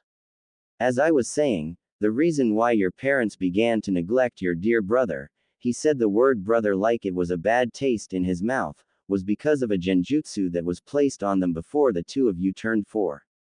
It was a plan by my master to make that little punk hate you, your parents, and the entire village of Konoha. He then sighed in annoyance. However, that plan backfired, when he was only sad, and not angry, and instead, trained to get stronger while he was Forest of Death, and came back 5 years later with those wolves that follow him around everywhere. Shinri's eyes widened at this. So, it was really not her parents' fault that Naruto was neglected, but someone played a hand in it, and what forced her brother away. She gritted her teeth in anger at this info. Who placed the genjutsu? Tell me, she said, before she drew a kunai and aimed it at the scroll, making the Chunin's eyes narrow dangerously. Or I'll slash this scroll to pieces. The Chunin said nothing at first, before grinning again. Now you wouldn't do that, he said before he rushed the surprised girl and grabbed the hand with the kunai and backhanding her to the ground. Now that I got what I came for, I don't need you anymore, he said, as the grin got bigger and more menacing. But first, I'm gonna have some fun with you. He then dropped the scroll and began to walk closer to the dazed girl, and reached his hand out to grab her. Only for a mouthful of teeth to chomp down on his hand, and draw blood. Ahhhh. Get off me, he yelled in pain as the dire wolf held onto his arm in a vice-like grip. He attempted to grab kunai, only for a second mouth of teeth to chomp on his forearm, causing him to scream in agony. As this was happening, Basho and Naruto landed near Shinri, while the former licked the girl's face to wake her up. Wah, Basho, she said, and then looked up and saw her brother. Ni-san. Naruto nodded and turned back to the scene where Koka and Katatsume were still holding onto the struggling Chunin. He then gave a sharp whistle and the two young wolves let go of the traitor and went back to their friend's side. Mizuki turned in their direction and his eyes narrowed at seeing Naruto. You, he growled. Hey, Mizuki Tem, I see you enjoy making people's lives as miserable as always, the young man taunted. Shut up, you damn punk, he shouted as he grabbed the Fuma shuriken on his back. I'm gonna enjoy killing you, to hell what the old mummy says. Naruto quirked an eyebrow at that. Old mummy, he thought, as Mizuki began to spin the massive shuriken in his hand, as his face began to show signs of slight insanity. I'll finish you in one blow. Now die. He then leapt forward, intending to kill the Hokage's son, only for a tendril of green chakra to suddenly manifest and slam the traitor back into a tree, dazing him. Shinri's eyes widened in shock as she saw a cloak of the flowing green chakra begin to form around her brother. For some reason, the chakra was warm and comforting. What she could not see was that Naruto's eyes had changed into that of a wolf's as they glared at Mizuki, who was regaining his senses, and when he saw the chakra cloak, his own eyes widened in surprise. Why, you're he whispered slightly in fear as he saw lupine eyes bearing down on him like he was a sheep to the slaughter. Yeah, I am, he growled out in a slight guttural voice. And now, I'm gonna beat your SS so hard, you will never be a shinobi again. With that, and without warning, Mizuki felt a foot slam into his cheek before flying and smashing through two walls of the shack, and into the darkness of the forest. The first Jinchuriki of Kibo then drew his wakizashi from the saya on his back, before turning to his sister and lupine companions, the former still shocked by what she was seeing, as her brother said only 2 words. Stay here. With that, he took off deeper into the woods after Mizuki. Shinri was watching her brother head into the woods, all the while thinking what that green chakra was, and why his blue eyes turned from a cerulean blue, to a lupine yellow-brown. However, before she can ponder this, Shinri-chan. Shinri turned and saw her mother coming toward her. Ka-san, she said, happy to see her. Kushina finally reached her daughter before embracing her, as Shinri shedded tears. Ka-san. I'm sorry. I didn't mean to. Mizuki. She said only for Kushina to hush her and telling her it was alright, before she broke the embrace and made her daughter look at her with a look on her face that was firm, but Shinri could see in her eyes that the older redhead was planning to kill her former academy teacher. Where is Mizuki? She asked firmly, and Shinri remembered before looking toward where her brother went after Mizuki. Naruto ni. He had some green chakra flowing around him. He then proceeded to beat Mizuki to a pulp before kicking him that way. She said, pointing in said direction, as Kushina's eyes widened at that info, before they turned determined and got back her daughter's attention. Listen to me. I want you to stay here with Naruto's wolves until I get back with your brother.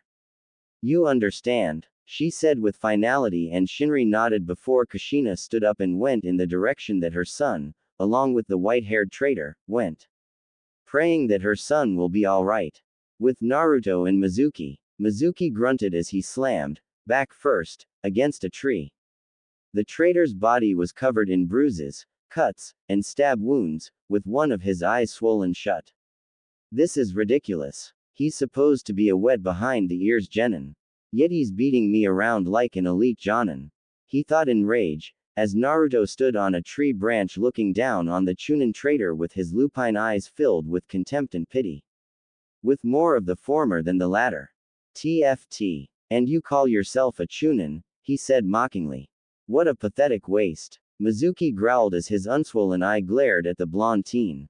Shut the hell up, you brat. He yelled back as he tried to stand. Naruto's facial expression didn't change in the slightest. It's true. You were so arrogant that your greed for power was overwhelming, making you stupid and weak. He taunted, planning on making the Chunin even more pissed off. And it worked like a charm. I said shut up. The fallen Chunin roared as he pulled a kunai from his holster in a vain attempt to kill this kid. However, unseen to Mizuki, Naruto created 4-cage bunshin, which one appeared and connected a knee to Mizuki's stomach, forcing the white-haired to gasp, before he was kicked into the air thrice. His eyes were closed in pain as the real Naruto appeared above him. Now, Okami no Odori, he said lowly, before a flurry of slashes and stabs were inflicted upon the foolish traitor who could not scream because of the amount of pain he was in. It went on for a full minute until the two came back to earth, Mizuki with a loud thud, while Naruto landed in a kneeling position. Naruto looked at the form of the traitor, and could see he was still alive, albeit barely. Okay. I may have went a little overboard, he said as his chakra begins to vanish, and his eyes return to their cerulean blue. He then placed the wakizashi back in its saya, after flicking Mizuki's blood off it. A little rusty when executing the attack, but the results are good, he said. Yeah, not bad for a beginner. Oh. Naruto blinked at his partner's words, before his own eyes widened and he snapped his head around, and his heart sank to his stomach. There, standing with a shocked expression on her, clad in her jonin uniform, was his mother.